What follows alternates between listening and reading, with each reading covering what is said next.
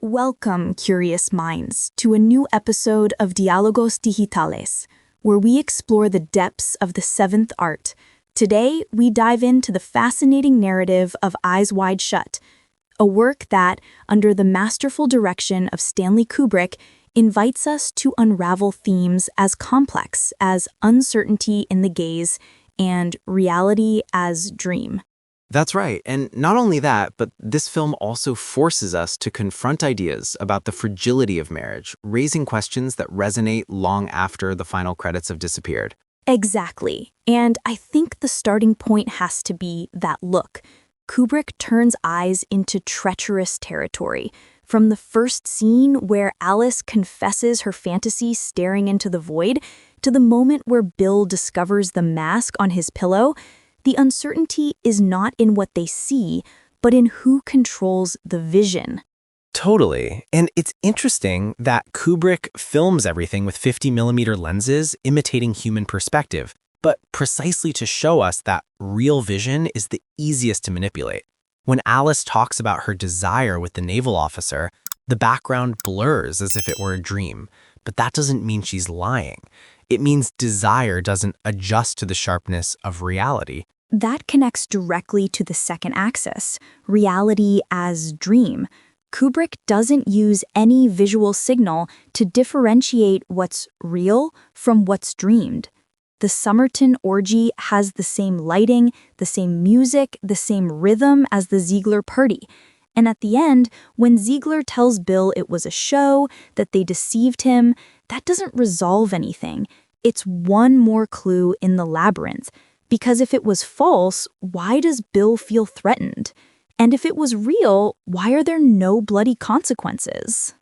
Yes, and that's the key. The film works as a lucid dream where the only proof of reality is emotional consequences.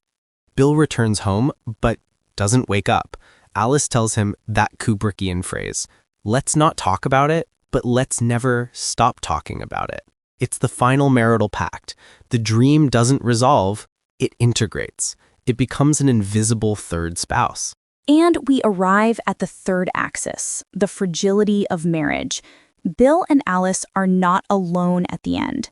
They're accompanied by everything they didn't say and what they now can't ignore.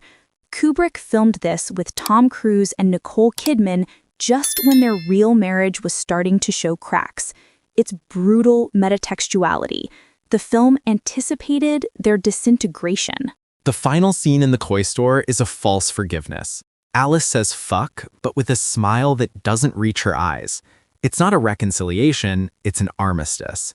In filming their daughter smiling among mannequins while the parents decide to lie to her, that's Kubrick saying each generation inherits the masks of the previous one.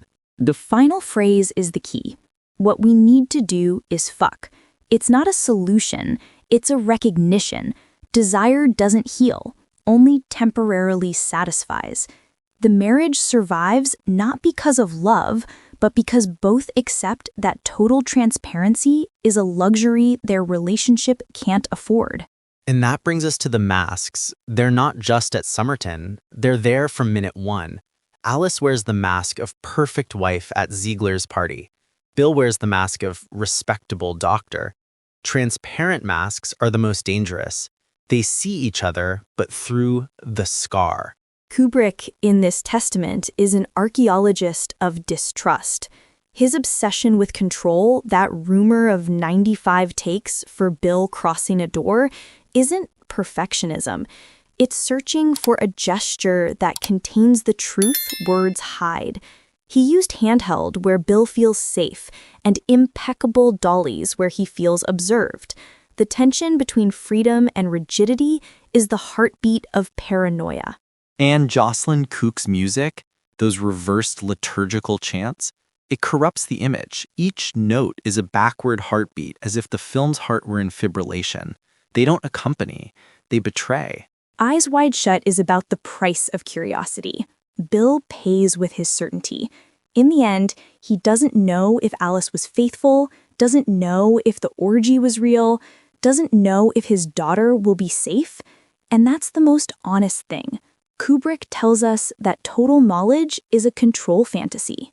The secret of Somerton isn't that there's a power society, it's that every marriage is its own secret society, with its rituals, its masks, and its broken promises that, paradoxically, are the only thing keeping it alive. It's been a passionate journey through Eyes Wide Shut.